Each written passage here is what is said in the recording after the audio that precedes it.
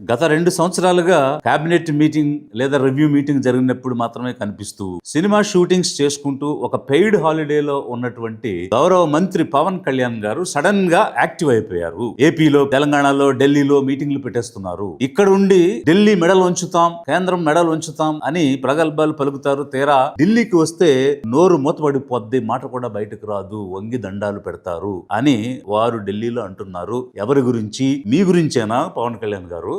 చాలా మంది, ముఖ్యంగా మన తెలుగు రాష్ట్రాలు కావచ్చు, కొంచెం దక్షిణాది రాష్ట్రాలు కావచ్చు, మనం ఎక్కువగా వినేది మేము ఢిల్లీ మెడల్ ఉంచుతాం, ఒక్క పట్టుకొని నేలకు దించుతాం, తడాకా చూపిస్తాం అని దక్షిణాది నాయకులు చాలా మంది చాలా పెద్ద పెద్ద మాటలు మాట్లాడుతూ ఉంటారు. కానీ నిజంగా వాళ్ళు ఢిల్లీకి రాగానే ఆ మాటలు ఎందుకు గొంతులోంచి రావు, పెగలు ఏంటో భయం అనుకుంటా. దక్షిణాది మీద ఉత్తరాది ఆధిపత్యం ఎందుకు ఎందుకు ఎందుకు ఎందుకు అని అరిచి గీపెట్టి గగ్గోల పెట్టి అహంకారం, ఉత్తరాది అహంకారం, దక్షిణాది అంటే చిన్న చూపు. ఆ ఉత్తరాది అహంకారం మీద నా పోరాటం. ఇన్ని కోట్ల మంది దక్షిణ భారతీయులకి ఇది భారతదేశం కాదా? ఈ వివక్ష ఎందుకు ఎందుకు ఎందుకు ఎందుకు ఎందుకు ఎందుకు ఎందుకు? అక్కడికి వెళ్లి వంగి వంగి దండాలు పెడుతున్నది మీరే కదా. కనీసం విభజన హామీలు ఏమైంది? ప్రత్యేక హోదా ఏమైంది? స్టీల్ ప్లాంట్ ఏమైంది? దుగ్గరాజపట్నం పోర్ట్ ఏమైంది? మీరు అధికారంలో ఉండి భాగస్వామి అయి ఉండి మీరిచ్చినటువంటి హామీలు, పార్లమెంటు సాక్షిగా పెట్టిన బిల్లులో ఉన్న హామీలు అమలు చేయలేదని ఏనాడు అడగలేదు. అక్కడికి వెళ్లి వంగి వంగి దండాలు పెట్టుకుంటూ మీ గురించి మీరే చెప్పుకుంటున్నారా మిస్టర్ కళ్యాణ్? ఇంత సడన్ గా యాక్టివ్ అయిపోయి ఒక యాక్షన్ ప్లాన్ లో లేని మీటింగ్స్ సడన్ గా పెట్టిస్తున్నారంటే ఎందుకు? అంటే 2 సంవత్సరాలు తిని పడుకున్నది చాలు, ఇక నువ్వు యాక్టివ్ కావాలి, 2028లో తెలంగాణ మనం కొట్టాలి, ఎట్టి పరిస్థితుల్లోనూ దాన్ని క్యాప్చర్ చేయాలని మీ ఇంటికి వచ్చి ప్రధానమంత్రి మోడీ గారు చెప్పినందుక సడన్ గా ఈ యాక్టివిజం? నేను జాతీయవాదం వైపు వెళ్దాము అనంటే నాకు కులం అంటగడుతున్నారు అని జనం మీద మీరు నెపం వేస్తున్నారు. ఎవరు మీకు కులం అంటగట్టారు? కులానికి నన్ను దయచేసి పరిమితం చేయకండి. మీ అందరికి చేతులు ఎత్తి దండం పెడుతున్నాను. దేశం బాగుండాలి, రాష్ట్రం బాగుండాలి, ప్రజలు బాగుండాలి కోరుకుంటే కూర్చోబెట్టి కులం కులం కులం అని చెప్పి కులాన్ని కట్టుకున్నది మీరు, కులాన్ని తాళి కట్టి పెళ్లి చేసుకున్నది మీరు, కులం పునాదుల మీద ట్రాక్ రికార్డు డెవలప్ చేసుకున్నది మీరు. పక్క రాష్ట్రంలో మీలాంటి ఒక సినిమా యాక్టర్ ఈ రోజు జనం చేత ఓట్లు వేయించుకుని సీఎం అయ్యారు. మరి అక్కడ వేసిన ఓట్లు ఇక్కడ వేయకుండా ఉంటారా? ఇక్కడ కూడా మీకు ఓట్లు ఇచ్చి ఉండేవి, కానీ ఎందుకు మీకు ఓట్లు రాలేదు? మీరు కులంతో ఐడెంటిఫై అయ్యారు కాబట్టి, మీ ఫ్యాన్ క్లబ్స్ కులం కాబట్టి, మీ అన్న నుంచి ఫ్యాన్ క్లబ్స్ అదే కమ్యూనిటీ మీకు సంక్రమించాయి కాబట్టి, ఈ ఫ్యాన్ క్లబ్స్ మీ నుంచి మీ అబ్బాయికి సంక్రమిస్తున్నాయి కాబట్టి, రాజకీయాలకు వచ్చిన తర్వాత కూడా మీ ఫోకస్ అంతా కులం మీదే. కాపుల నుంచి ఎవరు సీఎం కాలేదు, కుల భావన పెంచుకోండి, మీరు ఓట్లేయండి చూపిస్తాను అని అన్నది మీరే. ఎవడు మా కులం నుంచి ముఖ్యమంత్రి అవ్వలేదు, మీరు ఓటేయండి, అవి చూపిస్తాం. కనీసం ఆంధ్ర భావన ఎలాగో లేదు, కనీసం కుల భావన తెచ్చుకుని బాగు చేయండి రాష్ట్రాన్ని. కులం గురించి మాట్లాడింది మీరే, కులం జపం చేసేది మీరే. ఏ స్పీచ్ లో అయినా కులం అనేది లేకుండా మీరు ఎప్పుడైనా అడ్రస్ చేయడం జరిగిందా? మొదటిసారి మీరు పోటీ చేసినప్పుడు ఎక్కడ పోటీ చేశారు? గాజువాకలో, భీమవరంలో. గాజువాక, భీమవరం ఎందుకు ఎంచుకున్నారు? అక్కడ కాపుల ఓట్లు ఎక్కువ ఉన్నాయని. అయితే 2 చోట్ల గెలవలేదు కాబట్టి కాపులు కూడా ఓట్లు అయిపోతే ఎట్లా? మీరు మీటింగ్లకు వస్తున్నారు, ఓట్లు వేయడం లేదు. కుల భావన తెచ్చుకోండి, ఓట్లు వేయండి, నేను సీఎం అవుతానని అడిగి మళ్ళీ జల్లెడబట్టి అత్యంత అధికంగా కాపు ఓట్లు ఎక్కడున్నాయని చూసి పిఠాపురంలో ఎక్కువ మంది కాపు ఓట్లు ఉన్నాయని చెప్పి అక్కడ పోటీ చేసి అక్కడి నుంచి గెలిచి వచ్చారు. గుంపు పార్టీలుగా బీజేపీ, జనసేన, తెలుగుదేశం కలిసి పోటీ చేసినప్పుడు మీకు 2 ఎంపీ స్థానాలు ఇస్తే 2 ఎంపీ స్థానాలు కాకినాడ, మచిలీపట్నం కాపులకే ఇచ్చారు. 3 మంత్రి పదవులు ఇస్తే అందులో 2 మంత్రి పదవులు కాపులకే ఇచ్చారు. ఒక ఎమ్మెల్సీ వస్తే అందులో ఆ ఎమ్మెల్సీ కాపు అయినటువంటి మీ అన్నకి ఇచ్చున్నారు. ఇలా ఉదాహరణలు చెప్పుకుంటూ పోవాలంటే అనేకం ఉన్నాయి. టెర్రరిస్ట్ కాల్పుల్లో చాలా మంది చనిపోయారు, కానీ కాపు బలిజ వర్గానికి చెందిన వాళ్ళు ఎవరు చనిపోయారని వెతుక్కుని మరి ఎక్కడో ఉన్న కావలికెళ్లి పరామర్శించి డబ్బు సాయం చేసి వచ్చారు. అదే పిఠాపురం నియోజకవర్గంలో ఎలక్ట్రికల్ షాక్ జరిగి యాక్సిడెంటల్ గా చనిపోతే వాళ్ళకి పరామర్శ లేదు, డబ్బు సాయం లేదు, కనీసం పలకరింపు కూడా లేదు. ఎందుకంటే అతను మీ కులం కాదు కాబట్టి. ఇలా చెప్పుకుంటూ వెళితే కుప్పలు తెప్పలుగా ఉన్నాయి. మీ ట్రాక్ రికార్డ్ కులం పునాదుల మీద ఏర్పాటు చేసుకున్నారు అని చెప్పడానికి అనేక రకాల విషయాలు ఉన్నాయి. అందుకనే ఈ రోజు విజయవాడ కృష్ణలంక పోలీస్ స్టేషన్ పరిధిలో సాయి అనేటువంటి వ్యక్తి మిస్ అయిపోయాడు. ఏమైపోయాడు? కనీసం ఈ ఉప ముఖ్యమంత్రిగా ఉన్న గౌరవ పవన్ కళ్యాణ్ ఎందుకు స్పందించడం లేదని జనం అడుగుతున్నారు. ఎందుకు అడుగుతున్నారంటే, ఒకటి చనిపోయిన వ్యక్తి కుటుంబం గాని, వాళ్ళ మామలు గాని, వీళ్ళందరూ కూడా జనసేన పార్టీ వాళ్ళు. 2 కాపు కమ్యూనిటీకి చెందిన వాళ్ళు. అంటే డబుల్ పాజిటివ్. మేము కాపు నాయకులు, మా నాయకుడు, మా నేత నాదెండ్ల మనోహర్ గారు గాని పవన్ కళ్యాణ్ గారు తప్ప. ఇప్పుడు కూడా చెప్తున్నాం, మా ఫ్యామిలీ మొత్తానికి ఉన్న సభ్యత్వాలతో సహా చూపిస్తాం, చూడండి. అయినా కూడా ఇన్ని స్పందించడం లేదేంటి అంటే నిందితుల వైపు కొమ్ము కాస్తున్నారా అనేటువంటి అనుమానాలు వస్తున్నాయి. అందుకు స్పందించమని అడిగారు. మీరేమంటారు? ఒక క్రిమినల్ చనిపోతే నేను స్పందించాలా? క్రిమినల్ కి కాస్ట్ ఏంటి? మరి ఏ కాస్ట్ అని చెప్పి ఈ Vijayawada east constituency Janasena incharge, పేరు కరెక్ట్ గా నాకు తెలియదు, అనిశెట్టి వాసు ఏదో, అతను చనిపోయిన వ్యక్తి కాపే, చంపినవాడు కాపే, అందరం కాపులమే, మనం దీన్ని అడ్జస్ట్ చేసుకుందాం, ఒక 50 లక్షలు డీల్ చేసుకుందాం అని మాట్లాడారని ఆ కుటుంబం వాళ్ళు బయట చెప్తున్నారు. అమ్మిశెట్టి వాసు మా ఇంటికి వచ్చాడు, మా అన్నయ్య దగ్గరికి వచ్చాడు. అన్న జరిగింది ఏదో జరిగింది, పిల్లోడు వస్తాడో రాడో తెలియదు, సిఐ గారు మన కాపుకులం, సిఐ గారిని కాపాడుకుందాం అన్నా, మనం ఏ పని అడుగుతా చేస్తాడన్నా, మనకి బాగా ఉపయోగపడతాడన్నా అన్నాడు. మరి మీరేమో క్రిమినల్ కాస్ట్ అని క్రిమినల్ కి కులం ఉండదు సార్. మీరు విడదీసి మాట్లాడుతున్నారు. పిఠాపురం నుంచి హోమ్ మినిస్టర్ మిసెస్ అనితని నీకు చేత కాకపోతే దిగిపో, నేను హోమ్ మినిస్టర్ శాఖ తీసుకుంటాను, నేను తీసుకుంటే వేరేలా ఉంటుంది అని మీరు అంటారు. హోంశాఖ తీసుకున్నారంటే మనకు పరిస్థితులు చాలా చాలా వేరుగా ఉంటాయి. హోం మంత్రి సార్ మీరు బాధ్యత వహించండి. నేను హోంశాఖ తీసుకున్న పరిస్థితులు వేరుగా ఉంటాయి, గుర్తుపెట్టుకోండి.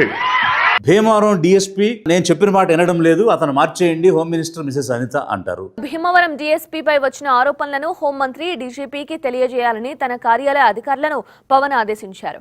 ఎక్కడన్నా ఏదైనా చిన్న తేడా వస్తే హోం శాఖ మీద మిసెస్ అనిత మీద పడిపోతారు. బట్ యాక్చువల్ గా సబ్జెక్ట్ ఆమెది కాదు కదా. లా అండ్ ఆర్డర్ అనేది 15 సంవత్సరాలు ఇతనే సీఎం గా ఉంటారని చెప్పారే, ఆ చంద్రబాబు గారిది కదా లా అండ్ ఆర్డర్. మీరు ఏదైనా లా అండ్ ఆర్డర్ లో క్వశ్చన్ చేయాలంటే చంద్రబాబు నాయుడు కదా క్వశ్చన్ చేయాలి. మాట్లాడితే అంటే మిసెస్ అనిత మీద పడుతున్నారు మీరు. మీ నుంచి జనం స్పందన దేనికి ఎక్స్పెక్ట్ చేశారంటే, పోలీస్ కస్టడీలోకి తీసుకున్నటువంటి ఒక వ్యక్తి ఏమైపోయాడో తెలియదు, చనిపోయాడో బ్రతుకున్నాడో తెలియదు, పోలీసులు అత్యంత విచక్షణ రహితంగా, కిరాతకంగా, అమానవీయంగా ఒక మనిషిని ఎలా చంపేస్తారు? చట్టం అనేది లేదా ఈ రాష్ట్రంలో? అసలు చట్టం ఉందా? పాలన సాగుతుందా? గవర్నెన్స్ అనేటువంటిది రాజ్యాంగబద్ధంగా సాగుతుందా లేదా అని కొన్ని ఫండమెంటల్ క్వశ్చన్స్ జనాలకి ఎరైజ్ అవుతున్నాయి. ప్రాథమిక హక్కులు అనేవి మనుషులకు ఉన్నాయా లేవా? ఈ ఆంధ్రప్రదేశ్ రాష్ట్రంలో లా అండ్ ఆర్డర్ కంప్లీట్ గా ఫెయిల్ అయిపోయిందని మీరే చెప్తున్నారు. అధికారంలో ఉన్న ఈ గుంపు పార్టీల అండదండలు చూసుకునే కదా పోలీసులు ఇలా ఇష్టం వచ్చినట్టు అడిగేవాళ్ళు లేడు. మేమేమైనా చేయొచ్చు, మా ఇష్టం వచ్చినట్టు రూల్ చేయొచ్చు, తెనాలిలో నడి రోడ్డు మీద మోకాళ్ళ మీద నిలబెట్టి కొట్టొచ్చు, కస్టడీలోకి తీసుకుని వెళ్ళి చంపేయొచ్చు, శవం కూడా ఫ్యామిలీకి ఇవ్వాల్సిన అవసరం లేదు, మనకు నచ్చిన చోట దహనం కూడా చేసేయొచ్చు అని ఇన్ని రకాలుగా జరుగుతున్నాయి అంటే ఆంధ్ర రాష్ట్ర ప్రజలు ఏమనుకోవాలి ఈ పాలన గురించి? ఏ రకమైనటువంటి లా అండ్ ఆర్డర్ ఉంది ఈ స్టేట్ లో? దానికి మీరు స్పందిస్తారని జనం ఇంకా స్పందించలేదు ఏమిటి అని ఎదురు చూశారు. అది మానేసి మీరు తొక్కి నారదీస్తా, ఒలుస్తా. తొక్కి నారా తీస్తాను మీకు చెప్తాను, గుర్తుపెట్టు. మీకు ఇచ్చిన పంచాయతీరాజ్ శాఖలో తొక్కి నారదీసే పని ఒకటి ఉందా? లేకపోతే మీ అటవీ శాఖలో తొక్కి నారదీసే కార్యక్రమం ఉందా? మీరు తొక్కి నారదీస్తే ఎగ్జిక్యూటివ్, జ్యుడిషియరీ, లెజిస్లేచర్ ఈ అంగాలని దేనికి? అధికారులు ఏం పని చేయాలి? న్యాయ వ్యవస్థ ఏం పని చేయాలి? అలాగే పాలనా అంగం అయినటువంటి మీరేం పని చేయాలి? అసలు ఆ భాష ఏంటి? ఒక మంత్రిగా తొక్కి నారదీస్తా ఏంటంటే రాజ్యాంగం అనేది లేదా ఈ రాష్ట్రంలో? ఈ దేశానికి ఒక రాజ్యాంగం ఉంది కదా, రాజ్యాంగబద్ధంగా కదా పాలన సాగాలి. నేను తొక్కి నారదీస్తా, ఒలుస్తా, రిమూవ్ చేస్తా అంటే అదా మీ మంత్రిగా మీ జాబ్? అదా మంత్రిగా మాట్లాడే భాష? అదా ఇది సభ్య సంస్కారమా? ఇది కనీసం బూడిదైనా ఇవ్వండి అని బిడ్డను కోల్పోయిన తల్లి అడుగుతుంటే ఈ గుంపు పార్టీల పాలనలో ఆంధ్రప్రదేశ్లో శాంతి భద్రతలు ఉన్నాయా అని జనం ప్రశ్నించేటువంటి పరిస్థితి. ఎన్నికల ముందు పవన్ కళ్యాణ్ గారు వేరు, ఎన్నికలు అయిపోయి అధికారంలోకి వచ్చిన తర్వాత పవన్ కళ్యాణ్ గారు వేరు. రాజకీయాల కోసం, ఓట్ల కోసం ఒక ఆడబిడ్డను చెరిచి చంపేస్తే ఏమైపోయింది ఈ ప్రభుత్వం? న్యాయం చేయదా అని నిలదీసి, అరిచి, గీపెట్టి, రోడ్ షో చేసి సుగాలి ప్రీతి 14 ఏళ్ల బిడ్డని స్కూల్కి వెళ్తే 10 మందిని నాశనం చేస్తే దాన్ని పట్టించుకోడు ఎవడు. ప్రీతి సుగాలి కేసు అధికారంలోకి రాగానే మొదటి ఫైల్ గా తీసుకుని న్యాయం చేస్తానని మన గవర్నమెంట్ ఫామ్ అవగానే ఫస్ట్ కేసు సుగాలి ప్రీతిని తీసుకుంటాం. ఆ రోజు చెప్తే నిజమేనేమో ఇతను మాట్లాడిందంతా అని జనం అనుకున్నారు. కానీ ఇతను సినిమాల్లోనే నటిస్తాడని ఇన్నాళ్ళు అనుకున్న వాళ్ళకి ఒక కొత్త విషయం చెప్పాడు. ఏమిటనంటే రియల్ లైఫ్ లో కూడా నేను నటిస్తాను, అందుకే ఆధారాలు లేవు, సాక్ష్యాధారాలు లేని దాన్ని నేను చేయాలి అని తిరిగి మళ్ళీ ప్రశ్నిస్తూ ఉన్నారు. కొన్నిసార్లు క్రైమ్ చేసి క్రిమినల్స్ అయ్యి కూడా మనం కొన్నిసార్లు వదిలేయాల్సి వస్తుంది, ఎందుకంటే సాక్ష్యాధారాలు లేక. ఉదాహరణకి సుగాలి ప్రీతి కేసు మళ్ళీ వచ్చి ఇప్పుడు నేను వచ్చి ఫస్ట్ కేసు అదే తీసుకుందామంటే సాక్ష్యాధారాలన్నీ లాస్ట్ గవర్నమెంట్ నుంచి చెడిపేశారు. పోయిన సాక్ష్యాధారాలను మనం తిరిగి తీసుకురాలి. 2017లో ఈ ప్రీతి సుగాలి ఇన్సిడెంట్ జరిగింది. 2 సంవత్సరాలు మీరే అధికారంలో ఉన్నారు. మీ ప్రభుత్వమే, మీ గుంపు పార్టీ ఉంది. మళ్ళీ ఇప్పుడు కూడా మీరే అధికారంలో ఉన్నారు. పోలీస్ వ్యవస్థ లేదా? ఇన్వెస్టిగేటివ్ స్కిల్స్ లేవా? ఎస్ఐటీలు లేవా? ఒక మర్డర్ ని ఎలా జరిగింది, ఒక రేప్ ఎలా జరిగింది అని వెలికి తీసేటువంటి స్కిల్స్ ఉన్నటువంటి డిపార్ట్మెంట్ గాని, పోలీసు గాని, ఆఫీసర్లు గాని ఈ రాష్ట్రంలో లేరా? గొడ్డుపోయిందా అధికార వ్యవస్థ అంతా కూడా? చేతగాని మాటలు మాట్లాడుతున్నారు. మీకు చిత్తశుద్ధి లేదు కాబట్టి, నిందితుల పక్షాన ఉన్నారు కాబట్టి మీరు ముఖం చాటేసి మాట మార్చేస్తున్నారు. మీకు నిజంగా ఆ బిడ్డకు న్యాయం చేయాలి, ఆ తల్లి పార్వతికి న్యాయం చేయాలి అని మీరు అనుకుని ఉంటే, ఇంత అధికార మైటీ గవర్నమెంట్ పవర్ మీ చేతిలో ఉంటే ఒక హత్యను, ఒక రేప్ ని మీరు బయటికి తీయలేకపోతున్నారంటే purely you're not interested. You're interested in towards criminals. నిందితులకు మీరు కొమ్ము కాస్తున్నారు కాబట్టి నిజం వెలికి తీసి ఆ బిడ్డకు న్యాయం చేయలేదు. ఇది రియల్ లైఫ్ లో నటించడం కాదా? మీకు అవసరమైతే హత్యలు వాడుకుంటారు, మీకు అవసరం లేకపోతే క్రిమినల్తో నన్ను జత చేస్తారేంటి అని ప్రశ్నిస్తారు. ఎవడో క్రిమినల్ కులంలో కూర్చొని చేస్తే నన్ను ఏం చేయమంటారు? దానికి నేను బాధ్యత వహించాలా? దానికి ఇది మీ రియల్ నటన. అధిక జనులు, సామాన్య పేద మధ్యతరగతి ప్రజలు గమనించాలి, గ్రహించాలి వీళ్ళ నిజ స్వరూపాలు ఏమిటి అనేది. ఎన్నికల ముందు వాళ్ళు మాట్లాడిన తీరేంటి, మాటలేంటి, ఇచ్చిన హామీలేంటి, అధికారం వచ్చాక ఏ విధంగా తప్పించుకునే ప్రయత్నం చేస్తున్నారు, ముఖం చాటేస్తున్నారు, డైవర్షన్ పాలిటిక్స్ ఎట్లా నడిపిస్తున్నారు అనేటువంటిది. అందుకే మన ఓటు ఎంతో విలువైంది. మన ఓటు మన కోసం వాడుకుని మనం అధికారంలోకి ఎలా రావాలి అన్న ఆలోచన అధిక జనం చేయనంత కాలం ఈ రకమైనటువంటి శాంతి భద్రతల విఘాతమే కాదు, చట్టం అనే దానికి విలువ లేకుండా పోవటం అనే కాదు, సామాన్యుడు భద్రతతో జీవించలేనటువంటి పరిస్థితి కనిపిస్తుంది. లిబరేషన్ కాంగ్రెస్ పార్టీ నుంచి జనం తరపున నేను డిమాండ్ చేస్తూ ఉన్నాను. మీ గుంపు ప్రభుత్వం ఏర్పడినప్పటి నుంచి జనరంజక పాలన చేస్తామని చెప్పి అధికారంలోకి వచ్చి జనాన్ని చంపుకుంటూ వెళ్ళిపోతున్నారు. అది తిరుపతియా, లేకపోతే సింహాచలమా, లేకపోతే విజయవాడ, ఇలా అనేక రకాలుగా శాంతి భద్రతలు పూర్తిగా క్షీణించినటువంటి పరిస్థితిలో మీరు శాంతి భద్రతల్ని సరైనటువంటి రీతిలో పునఃస్థాపితం చేయండి. ఇచ్చినటువంటి హామీలు నెరవేర్చండి. గౌరవ ముఖ్యమంత్రి చంద్రబాబు నాయుడు గారిని నేను అడుగుతున్నాను, మీరు 4 సార్లు ముఖ్యమంత్రి కదా, ఒక పోలీస్ కస్టడీలో మిస్సింగ్ లేదా డెత్ జరిగితే మీరు అదే శాఖకు చెందినటువంటి ఆఫీసర్లతో ఎలా ఎంక్వైరీ చేయిస్తారు? ఒక ఏసీపీనో డీసీపీనో ఎంక్వైరీ ఆఫీసర్ గా వేస్తారు, ఆ తర్వాత మళ్ళీ అదే శాఖలో ఒక సిట్ ఎట్లా వేస్తారు? బయట ఏదైనా ఒక హత్య జరిగింది, దొంగతనం జరిగింది, దోపిడీ జరిగింది, అలాంటి చోట ఒక సిట్ వేస్తాము. ఫర్ ఎగ్జాంపుల్ వివేకానంద రెడ్డి హత్య, ఒక రైలు దహనం, దొమ్మి, ఇట్లాంటి సందర్భాల్లో సిట్ వేశారంటే ఓకే. బట్ ఇక్కడ జరిగింది, తప్పు చేసింది పోలీసు శాఖ. పోలీసు శాఖ తప్పు చేస్తే పోలీసు ఆఫీసర్తో ఎట్లా మీరు సిట్లు ఎంక్వైరీలు చేస్తారు? 4 సార్లు ముఖ్యమంత్రి చంద్రబాబు నాయుడు గారు ఇక్కడ వేయాల్సింది మెజిస్టీరియల్ ఎంక్వైరీ చేయాలి.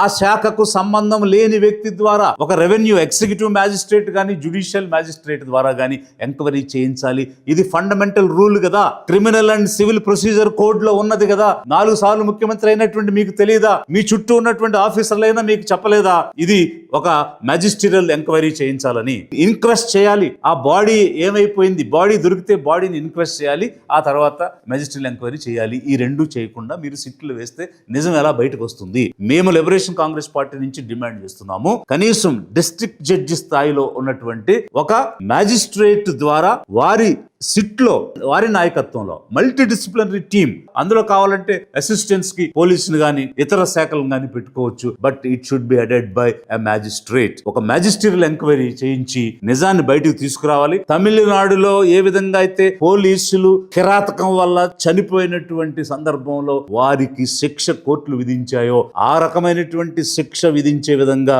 ఈ న్యాయ విచారణ జరిగి నిందితులకు శిక్ష పడాలి అని చెప్పి లిబరేషన్ కాంగ్రెస్ పార్టీ డిమాండ్ చేస్తున్నది.